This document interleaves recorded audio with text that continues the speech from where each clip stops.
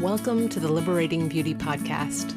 I'm Rebecca, your host, and together we'll explore the spirit of beauty, how beauty invites new possibilities, enlivens us to inhabit our innate creativity, and connects us more deeply with ourselves and with each other. We'll have conversations and share reflections that invite you into a frequency of gentleness, truth, and mystery. I'm so glad you're here. If you find the Liberating Beauty Podcast meaningful, please consider supporting our work. To donate, follow the link in the show notes to the Together in Beauty website, home to this podcast, along with other offerings to accompany you on your journey of spiritual becoming. Please subscribe, rate, and share this podcast wherever you listen. And as always, thank you for your support and for being here with us.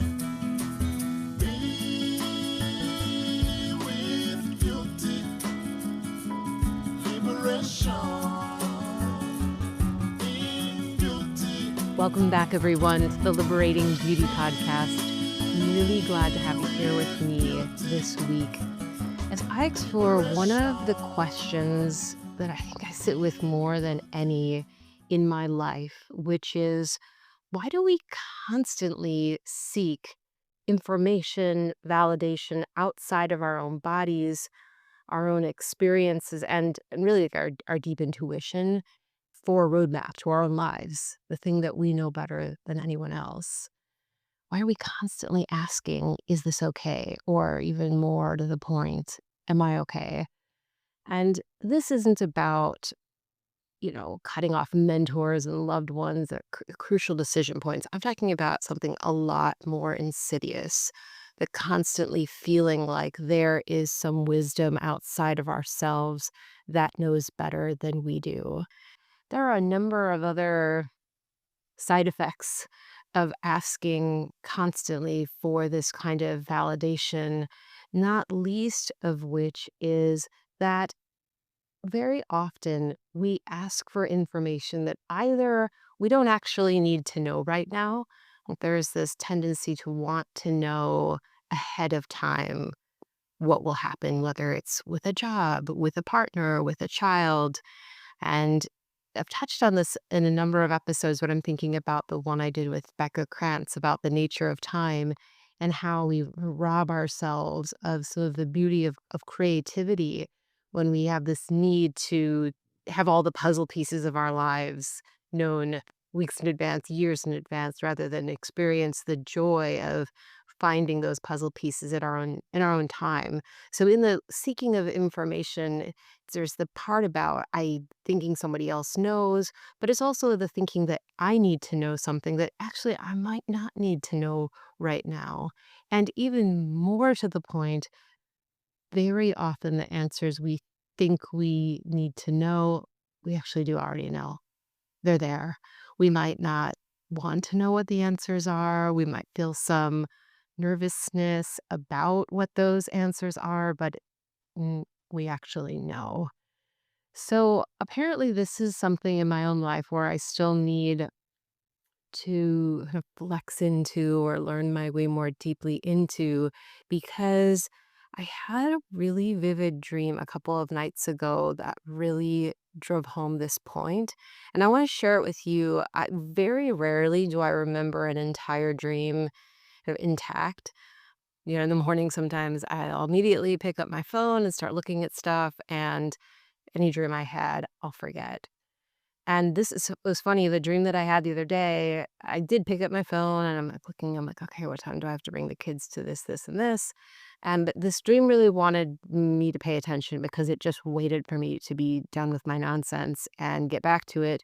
And I literally ended up recording it. I spoke the dream out loud. I thought, oh, there's something here. So I'm going to share that dream today to go deeper into what happens when we look outside ourselves.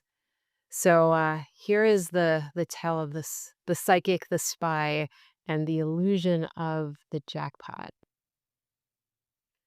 So in my dream, I was walking in a big city. I'm not exactly sure which one it was.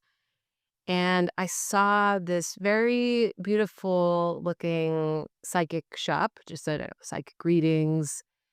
And I just remember it was very pristine. There was something about that.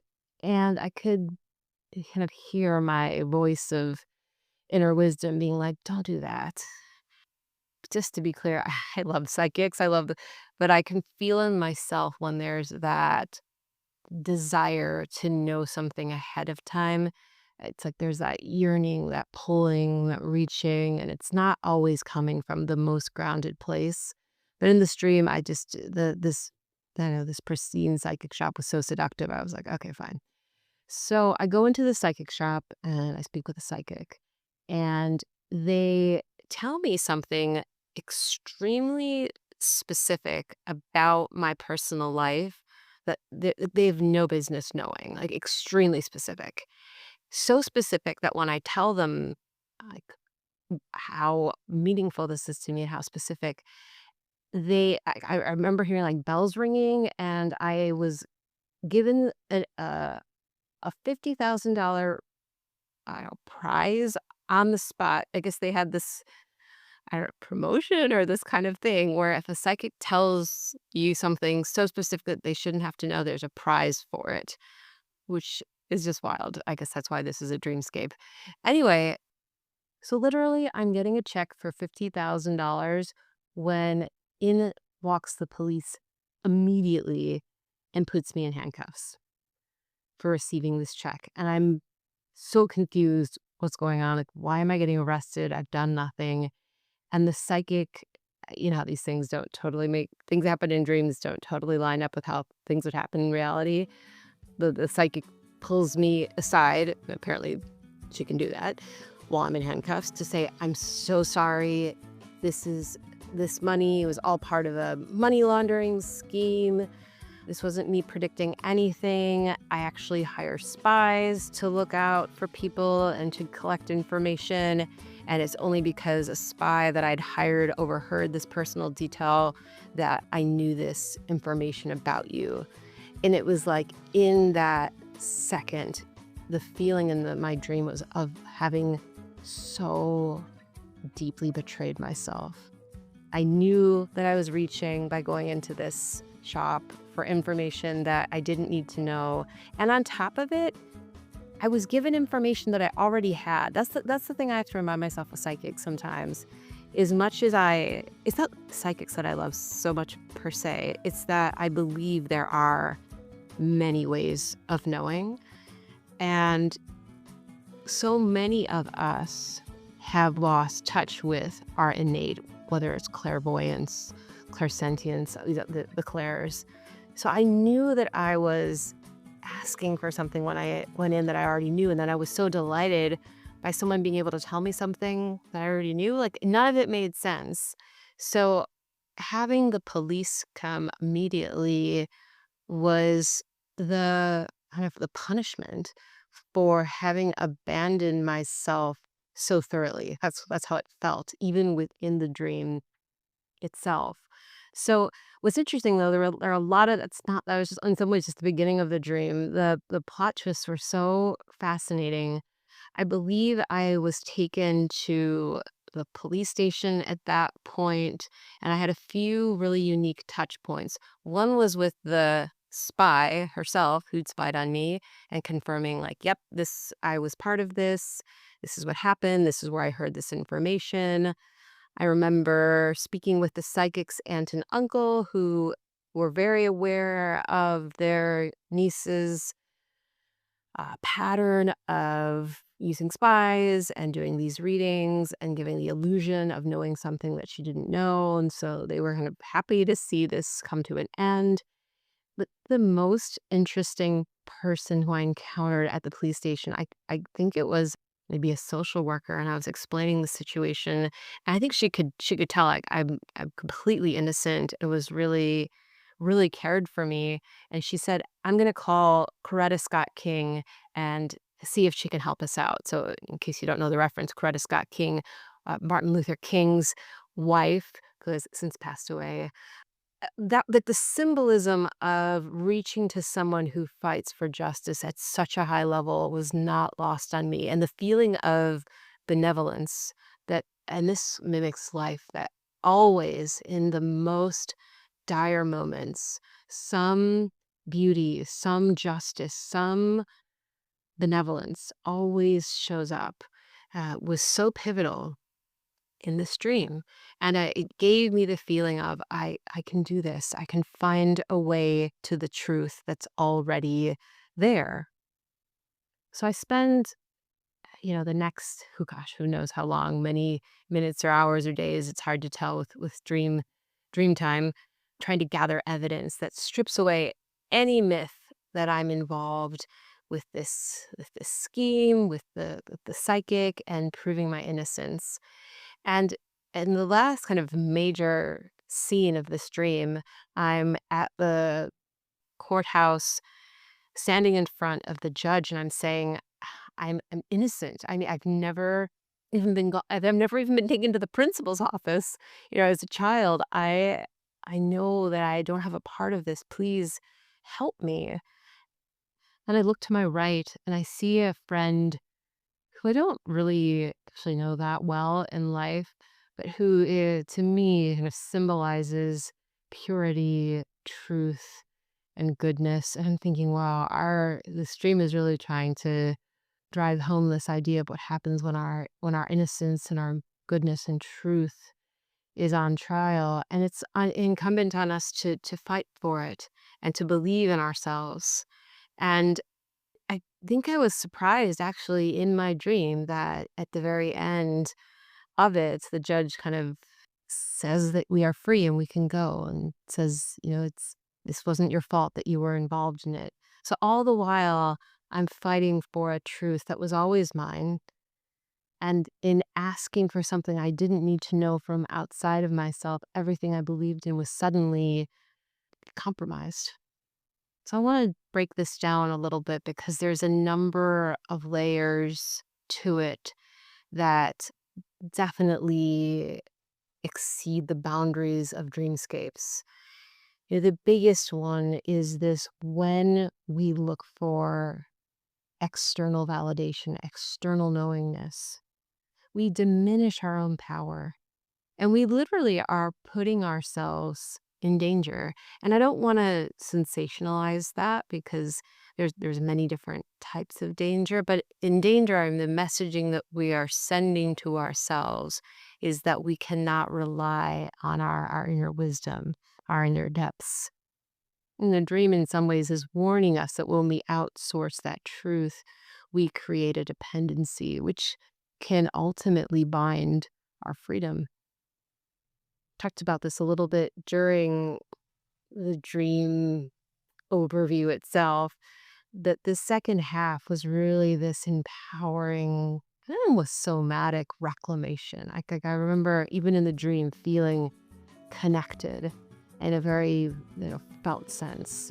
And it was that my subconscious was not waiting for some kind of savior.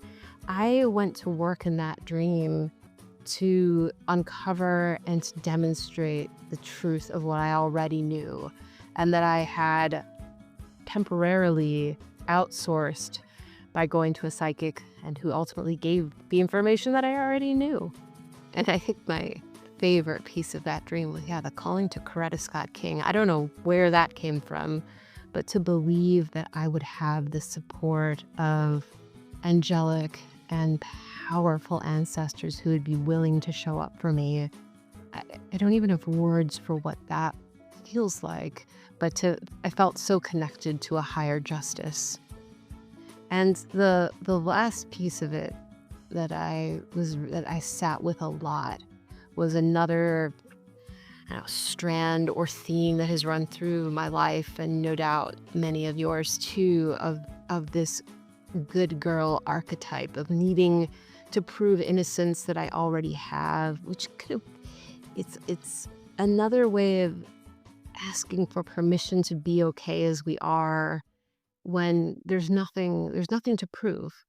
And yet there I am again. And you say, but I've never even gone to the principal. I've never done anything. Like, why there's this need to constantly be making a case for myself when I always walk with the highest level of integrity, transparency, and care. Of course, making mistakes as everybody does, but never of ones that really compromise on the truth of who I am. And yet I have to keep going back to that and pleading for it as if it's in question. There's clearly a lot to this dream. Like I say, it's surprising because I don't usually get full stories. At least I don't remember full stories like this. And so I sat with the dream all day and was kind of stirred by it. And it really well, actually, what I noticed was at different times later in the day when I was so calm and you start thinking, well, what's going to happen with this project at work or this thing with my family? I was like, stop it. Stop doing that. You literally know the consequence of doing that. You either rob yourself of at the best is that you rob yourself of something more creative that's possible and you don't try to decide ahead of time what's going to happen. But worst is you give yourself the signal that what you already know is not enough or that it can't be trusted. And so there was an immediate impact on how I went about my day. And that has continued over the last week since having this dream. So I want to leave you with some questions in the event that you are someone who often finds yourself wanting to know, needing to know, believing that somebody else knows better for you. Where are you currently outsourcing your inner knowing? Does that happen frequently? Maybe it doesn't happen. Maybe you're one of the few of us, in which case, please give us some tips. But if you are, is it something that happens sometimes? Does it happen every day? Try to just be honest with yourself to take inventory about where that's happening and where are you reaching for answers that you don't need to know or you already know without needing to be reinforced. Like that was the thing on the stream. It was like, why was I so excited that a psychic was able to tell me something that I already knew? Just in the magic that can happen. Like, do I need that kind of magic? I don't think so. And the last question I'll leave you with, where are you keeping yourself in a mental prison to avoid being misjudged? Where are you keeping yourself in a mental prison? Where are you trying to prove an innocence that needs no declaration? It doesn't need you to fight for it because it is. And when you do that, you keep yourself so small and keep yourself from believing in the trustworthiness of who it is that you are. And this is another take on the danger that I talked about. It is the signal back to yourself that you are not trustworthy, that you are not okay as you are. So I'll leave you with those questions for today. I always welcome you to reach out, to ask questions, to be in conversation with me and the beautiful community we're cultivating here. I want to leave you with these thoughts that beauty is liberating when we stop asking for, I'm going to use this word, it's interesting, it came up in another episode, I'm going to use it differently, but we stop asking for false prophets for permission to exist. Beauty is liberated when we stop asking false prophets for permission to exist. And the other thing is, we don't need to buy shortcuts to truth that we already embody, that we already are. We are our own cosmic architects. We are our own investigators. We are our own authorities. We are the authors of our paths. There's no one else that we need to look to write our story or to validate the truth of who we are. So I will leave you there for this week. I'm so glad that you tuned in, and I look forward to seeing you again soon. Take care.